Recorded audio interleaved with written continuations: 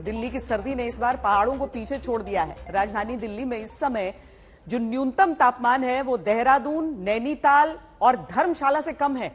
यानी राजधानी दिल्ली इन hill station से ज्यादा ठंडी है। बस यहां पर बर्फबारी नहीं हो रही है। दिल्ली वालों को ठंड के साथ साथ कोहरा भी परेशान कर रहा है। मौसम विभाग ने अगले 5 दिनों तक दिल्ली, पंजाब, हरियाणा इन सभी जगहों में घने कोहरे का रेड अलर्ट जारी किया है। लेकिन सवाल यह है कि आखिर दिल्ली में इस बार इतनी सर्दी क्यों पड़ रही है?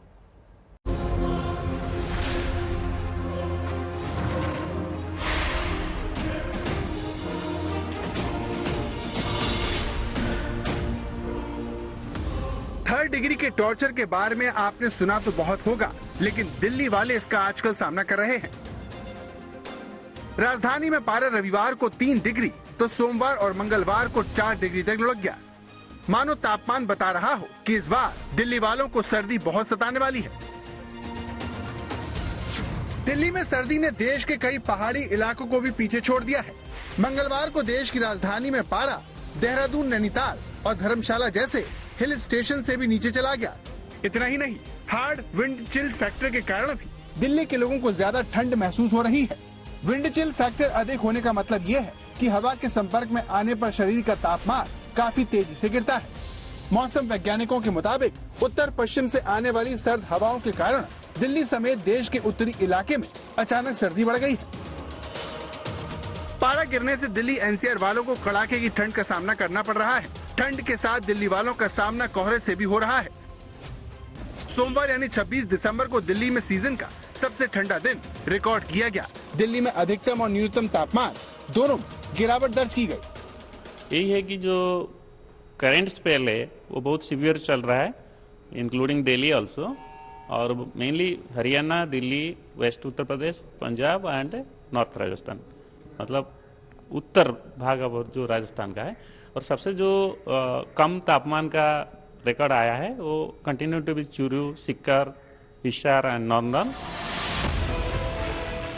दिल्ली के सफदरजंग में मंगलवार को राजधानी में न्यूनतम तापमान 5.6 डिग्री सेल्सियस दर्ज किया गया, जो सामान्य से कम है।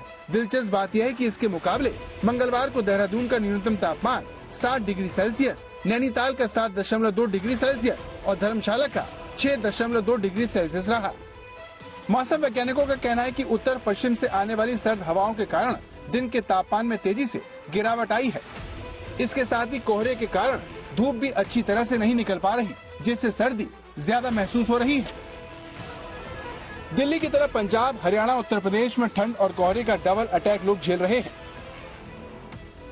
हिमाचल प्रदेश के 5 जिलों में पारा माइनस में चला गया है। भारी ठंड के चलते लाहौल स्पीति में नदी और नाले पूरी तरह से जम गए हैं।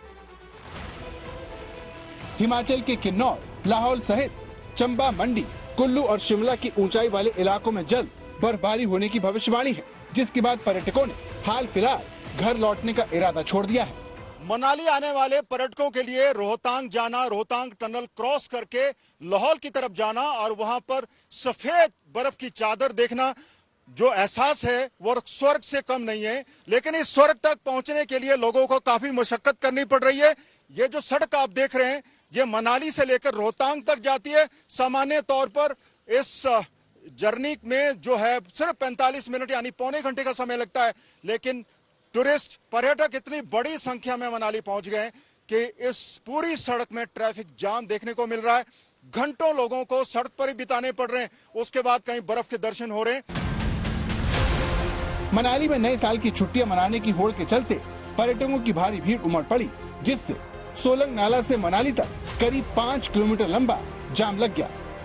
इसे देखते हुए हिमाचल प्रदेश सरकार ने एडवाइजरी जारी की है कि अगर किसी का होटल पहले से बुक नहीं है तो वो हिमाचल प्रदेश में न आए।